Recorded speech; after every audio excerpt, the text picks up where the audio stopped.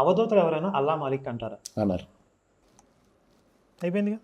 అవధూతలు ఎవరో కూడా అల్లా మాలిక్ అనరు. అయితే మన సంస్కృతిలో ఒక విశేషం అన్నది దేవతలను ఆరాధించడం అన్నది. రెండవది యోగులు, సిద్ధపురుషులు, మహాత్ములు, వారిని మనం గౌరవిస్తాం. పైగా వారి తపశ్శక్తి ప్రభావం, వారికి ఉన్న సాధన మహిమ బలం వారికి తప్పకుండా ఉంటాయి కనుక గౌరవించడం మంచిదే. అంటే దేవతల్ని ఆరాధిస్తాం, సిద్ధ పురుషుల్ని గౌరవిస్తాం, తప్పేం లేదు. ఒకవేళ సాయిబాబా సిద్ధ పురుషుడు అనుకుంటే గౌరవిద్దాం. కానీ మీరేం చేస్తున్నారు? సాయిబాబాని ఆచార్యమూర్తి అన్నారు. ఆచార్యమూర్తి కాబట్టే కదా మేము ఆచరిస్తున్నాం మందిరాలు కట్టుకొని. దీని గురించి కూడా చాలా విస్పష్టంగా అక్కడ జరుగుతున్నటువంటి దోషం ఏమిటి అనేది సామవేదం గురువు గారు వివరించారు. ఇంకొకసారి ఆ కంటెంట్ మీకు ప్లే చేస్తా చూడండి. ఫలానా మందిరం ఆలయం ఎలా అవుతుందండి? ఒక యంత్ర ప్రతిష్ఠ చేస్తారు కదా, ఆ యంత్రానికి తగ్గ దేవతను పెడతారు కదా. ఇక్కడ ఏ యంత్రం పెడతారు, ఏ దేవత రూపం కల్పన చేస్తారు? గట్టిగా అనడం జరిగింది. ఒకరు రామయంత్రం పెట్టేస్తామండి, దాని మీద పెడతామన్నారు. ఒక యంత్రం పెట్టి ఒక మూర్తిని పెడితే అంత పాపం అది. మంత్రం, యంత్రం, విగ్రహం 3 అనుబంధం కదా ఆలయం అనే దానికి ఆగమంలో చెప్తున్నది. మంత్రం జపం చేసి దాని పొటెన్సీని తీసుకొచ్చి యజ్ఞం ద్వారా తీసి దాని యంత్రంలో ధార పోసి దాని మీద దానికి తగ్గ ఆకృతిని నిర్మాణం చేసి దాని జలాదివాస అయ్యాదివాసాలతో శుద్ధం చేసిన తర్వాత ఏ మంత్రం యంత్రం ద్వారా అక్కడ ప్రతిష్ఠింపబడిందో దానికి తగ్గ మూర్తిని ప్రతిష్ఠించాలి. దీన్ని బట్టి అబద్ధం, మోసం కూడా చేస్తున్నారు. కపటం జరుగుతుంది కదా, తప్పు కదా. ఒక బొమ్మ పెట్టి పూజించడం వేరే విషయం, పెట్టిందేమో మన యంత్రాలు పెట్టడం, అక్కడిది పెడితే పూర్తి శాస్త్ర విరుద్ధమే, దుష్ఫలితాలు ఇస్తాయి. రోహిల్లా గారు ఏమని చెప్తున్నాడు? మా ఆచార్యుడు కాబట్టి మేము మందిరం కట్టుకుని పూజించుకుంటున్నాం అంటున్నాడు. కానీ వాస్తవంగా జరుగుతుంది ఏంటి? అక్కడ యంత్రం పెడుతున్నారు. ఏం యంత్రం పెడుతున్నారా అంటే రామయంత్రం పెట్టేస్తున్నారంట. ఎవరు పడితే వాళ్ళు మంత్రాలు, యంత్రాలు ఆ విధంగా దుర్వినియోగం చేయొచ్చా? ఒక ఆగమ శాస్త్రం అనేది ఒకటి ఉంటుంది. మంత్ర అధిదేవత ఉంటుంది కదా, అధిష్టాన దేవత ఉంటుంది కదా. ఏ మంత్రంతో మీరు ఏ యంత్రం మీద ఆ శక్తిని అక్కడ నిక్షిప్తం చేసి ఏ దేవతా స్వరూపాన్ని ప్రతిష్ఠ చేస్తున్నారు? మీరు మామూలుగా 4 గోడలు కట్టుకుని ఒక చిన్న రేకుల షెడ్డో ఒక స్లాబో వేసుకుని సాయిబాబా విగ్రహం పెట్టుకోండి. కానీ అక్కడ యంత్ర ప్రతిష్ఠ ఎందుకు జరుగుతుంది? మళ్ళీ ఆ పక్కన దేవతా స్వరూపాలు ఎందుకు ప్రతిష్ఠ చేస్తున్నారు? ఈ దోషం కదా, చేసేది పాపం కదా, దుర్మార్గం కదా, మాయ కదా, మోసం కదా.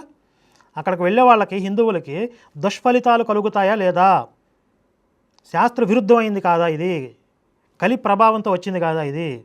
ఎవడికి వాడే ఇష్టం వచ్చినట్లుగా ఇష్టారీతిగా ఎవరో ఒక వ్యక్తిని తీసుకొచ్చి, ఒక బాబాని తీసుకొచ్చి సకల దేవతా స్వరూపుడు అని చెప్పి యంత్రాలని, మంత్రాలని, తంత్రాలను ఇష్టం వచ్చినట్లుగా వాడేసేసుకుని సాయి గాయత్రి మంత్రం ఎంత పవిత్రమైంది మనకి. మీ ఇష్టం వచ్చినట్టుగా పొల్యూట్ చేసేస్తారా? మీకు హద్దు అదుపు లేదు. మీరు దేంట్లో పడితే దాంట్లో వేలు పెట్టి కెలికేస్తారు. మొత్తం ఎక్కడ పడితే అక్కడ చండాలం చేసేస్తారు. ఇది శాస్త్ర విరుద్ధం, తప్పు, దుర్మార్గం అని చెప్పి మాట్లాడుతుంటే మా మీద కేసులు పెడతారు. ఎవరెవరిని బెదిరిస్తున్నారు? మేము ఉన్న నిజాలని బయటకు చెప్తున్నందుకు మా మీద కేసులు పెట్టారు. 50 కోట్లు నష్టపరిహారం కట్టండి అంటున్నారు, నోటీసులు పంపిస్తున్నారు. ఎవరెవరిని బెదిరిస్తున్నారు? దేవుళ్ళకుంటాయి ఆలయాలు, మంత్రం, యంత్రం ఇవన్నీ. గురువులకుంటాయి మందిరాలు. దీనికి ఆగమము, యంత్రము, మంత్రము ఇవన్నీ ఎందుకండి? గురువుని శుశ్రూష చేయమని కదా చెప్తుంది. ఇవన్నీ ఎందుకని ఎవరిని అడగాలి? సాయిబాబా ఆలయాలు ఎవరైతే కడుతున్నారో మనం ఇక్కడ ఒక షెడ్ వేసుకోవాలి, జస్ట్ ఒక 4 గోడలు కట్టుకుని పైకప్పు వేసుకుని సాయిబాబా విగ్రహం పెట్టుకుందాం. ఇక్కడ యంత్రం, మంత్రం ఎందుకు పెట్టాలి? పెట్టకూడదు కదా, దోషం కదా, పాపం కదా. ఎవరిని అడగాలి? అంటే ఇప్పుడు సామవేదం గారు సాయిబాబా ఆలయాలు కట్టారా? మాకెందుకండి అంటారేంటి ఈయన? రోహిల్లాకి బుర్రంది అసలు. పోయిన జనంలో కల్మా చదివి జ్ఞానోదయం అయిపోయింది బాగా. ప్రబోధాత్మక వాణి చదివితే పోయిన జన్మలో రోహిల్లా. దిల్షుఖ్నగర్ సాయిబాబా గుడిలో మీరేం చెప్పారో ఒకసారి వినండి. ఇది 2017లో మీ ఛానల్లోనే ఇది మీరు పోస్ట్ చేసారు, ఇప్పటికీ అవైలబుల్ ఉంది. ఒకసారి సాయిబాబా గారి దగ్గర ఒక ఆయన వచ్చి మతం మార్చుకున్నానండి అన్నాడు. పెడిగురు కొట్టి నాన్నను మారుస్తావా భక్తుడు అంశం ఇది ప్రచారం చేయండి ప్రజలు. అన్ని ధర్మాలు ఒకటే అనడం కాదు, మన ధర్మాన్ని మనం విడవకుండా చూడటం అనేది చాలా ప్రధానం. సాయిబాబా సచ్చరిత్ర చదివి మీరు రియలైజ్ అయ్యి బయటకు వచ్చారు అనుకుందాం. మరి సాయి లీలామృతం గురించి ఎందుకు చెప్పారండి దిల్షుఖ్నగర్ సాయిబాబా మందిరంలో? సాయి లీలామృతం ఎకిరాల భరద్వాజ గారు రాసిన బుక్లోనే ఉంటుంది. బడే బాబా ఒక హిందూ పిల్లోని కన్వర్ట్ చేసి సాయిబాబా దగ్గరికి తీసుకొని వస్తే ఆ హిందూ పిల్లోని పిలిచి ఒకటి ఈడ్చొకటి కొట్టి మతం మారితే నీ అబ్బని మార్చుకున్నట్టేరా అని సాయిబాబా చెప్పారు. సచ్చరిత్రనే మీకు అర్థం కాలేదు, మరి లీలామృతం ఎందుకు చదివారండి? దాని గురించి ప్రవచనాలు ఎందుకు చెప్పారు? అక్కడ దిల్సుఖ్ నగర్లో సామవేదం గారు చెప్పింది గురుతత్వం గురించి, సాయిబాబా గురించి ప్రవచనం కాదు. సరే, అది సాయిబు గారి మందిరంలో ఏర్పాటు చేశారు కాబట్టి అందులో ఉన్నటువంటి ఏదైనా కొంచెం మంచి అనేది ఉపయోగపడుతుందా, మత మార్పిళ్ళకి ఎగనెస్ట్గా ఏదైనా ఒక సందర్భం ఉంటుందా అనేది ఒక అంశం తీసుకుని అన్ని మతాలు సమానం అనే పిచ్చిలో పడటం కాదు, మత మార్పిడి కాకుండా చూసుకోవాల్సిన బాధ్యత మనది అనే అంశాన్ని వాళ్ళకి అర్థమయ్యేలా చెప్పడం కోసం ఒక సందర్భం తీసుకున్నారు. ఇంతకుముందు చెప్పే కదా మహాత్ములు కాబట్టి అందులో చెడు వెతకరు. అయితే ఇప్పుడు అందులో ఉన్న చెడు నేను నిర్మోహమాటంగా మాట్లాడతా. అదేంటి, ఆ బడే బాబా అనే ముస్లిం ఒక పిల్లాడిని, హిందూ పిల్లాడిని మత మార్పిడి చేసి సాయిబు దగ్గరికి తీసుకొచ్చాడు. ఎందుకు? నేను ఈ ఘనకార్యం చేశానంటే సాయిబు నన్ను మెచ్చుకుంటాడు. అంటే సాయిబు అంతరంగం మనసుని తెలుసు. వీళ్ళిద్దరూ పర్సనల్గా చాలాసార్లు మాట్లాడుకుని ఉంటారు, హిందువుల్ని ఎలా మత మార్పిడి చేయాలి. ఇప్పుడు నేను సాధించాను, ఈ ఘనతని సాయిబుకి చూపిస్తే నన్ను మెచ్చుకుంటాడు అనే అభిప్రాయం ఉండబట్టి కదా, సాయిబు అంతరంగం బడే బాబాకి తెలియబట్టే కదా నేను సాధించాను చూసావా అని చెప్పడానికి అక్కడ తీసుకొచ్చాడు. అయితే అప్పుడు సాయిబు ఆయన వ్యూహం ఇంకో రకంగా ఉంది. ఇప్పుడు జస్ట్ ఈ ఒక్క పిల్లవాడినే మనం యాక్సెప్ట్ చేసేసి మత మార్పిడిని ప్రోత్సహిస్తే మిగిలిన వాళ్ళందరూ వ్యతిరేకం అవుతారేమో. అప్పుడు ఆయన స్ట్రాటజీ మార్చుకున్నాడేమో.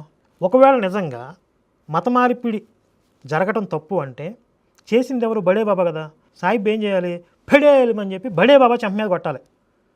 నీ అబ్బరం మారుస్తావారా నువ్వు, ఈ పిల్లోడిని మత మార్పిడి చేసావు కదా, నీ అబ్బరం మారుస్తావా నువ్వు అని బడే బాబాని కదా కొట్టాల్సింది. ఆ పిల్లోడు అమాయకుడు కదా. ఇప్పుడు వాడిని కొట్టకపోతే ఈ పిల్లోడు కాకపోతే ఇంకొకటి మతం మారుస్తాడు, వాడికి కదా బుద్ధి రావాల్సింది.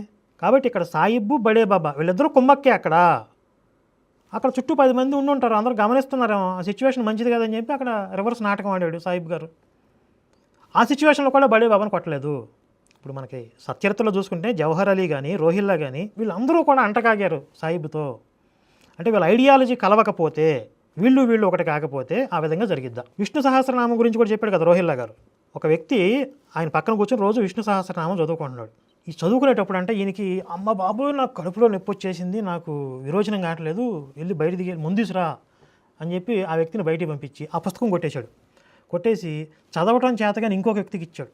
ఇది ఎందుకు బాబా, నాకు చదవటం రాదు, వాడంటే చదువుకుంటాడు, సంస్కృతం వాడికి వచ్చు, నాకు రాదంటే, పిచ్చాడా దగ్గర పెట్టుకరా, ఎంత మహిమాన్వితమైన పుస్తకం తెలుసా అది. నేను ఒకప్పుడు నాకు పెద్ద నొప్పి వస్తే పోతాను అనుకున్నాను, అప్పుడు ఈ పుస్తకం ఛాతీ మీద పెట్టుకుని పెట్టుకుంటే అల్లా వచ్చిన రక్షించాడు అని చెప్పాడు. అసలు ఎక్కడైనా కుదిరిద్దా? ఎక్కడైతే ఏ పుస్తకంలో అయితే అల్లా పేరు మీద ఒక దైవం ఉంది అని చెప్పి వాళ్ళు చెప్తున్నారో అలాంటి దైవం ఉంటే విష్ణు సహస్రనామం పెట్టుకున్నందుకు పేక విసిగి చంపేస్తాడు ఈయన్ని, అంతే కదా. కానీ విష్ణు సహస్రనామం పెట్టుకుంటే అల్లా వచ్చి కాపాడతాడు ఈయన్ని. అన్యమత గ్రంథాన్ని ఆయన సమర్థిస్తాడా అంటే అబద్ధం చెప్పాడు. సాయిబు క్లియర్గా అబద్ధం చెప్పాడు. అర్థమవుతుంది కదా. ఎందుకు చెప్పాడు? ఈ చదివేవాడి దగ్గర విష్ణు సహస్రనామం పుస్తకం ఉంటే అది రోజు వినలేకపోతున్నాడు. ఈ చదవని వాడి చేతిలో పెట్టేస్తే వీడు ఎలాగ చదవలేడు కదా, ఈ బాధ తప్పిద్ది. కానీ అదే రోహిల్లా అనేవాడు కల్మా చదువుతున్న రేత్రిపూట, అది ప్రబోధాత్మక వాణి, అది వింటుంటే నాకు హాయిగా ఉంది, వాడిని అరవనివ్వండి వేళాపాలా లేకుండా, పెద్ద పెద్ద గొంతు వేసుకుని అరుస్తూ ఉంటే వాడిని ఎంకరేజ్ చేశాడు. విష్ణు సహస్రనామం మెల్లగా చదువుతుని చదవలేకపోయాడు, అది వినలేకపోయాడు. ఇది కదా సాయిబు మెంటాలిటీ, స్ట్రాటజీ. కాబట్టి కాస్త మనోనేత్రం తెరిచి చూస్తే అందులో ఉన్నటువంటి మర్మాలు మనకు అర్థమవుతాయి. ఏ విధంగా మనం ఎర్రిపప్పలం అయ్యాం. ఇప్పుడు కన్నా కళ్ళు తెరవాలి కదా, తేరుకోవాలి కదా. ఇంకా ఎన్ని తరాలు మనం బానిసత్వం వహించాలి.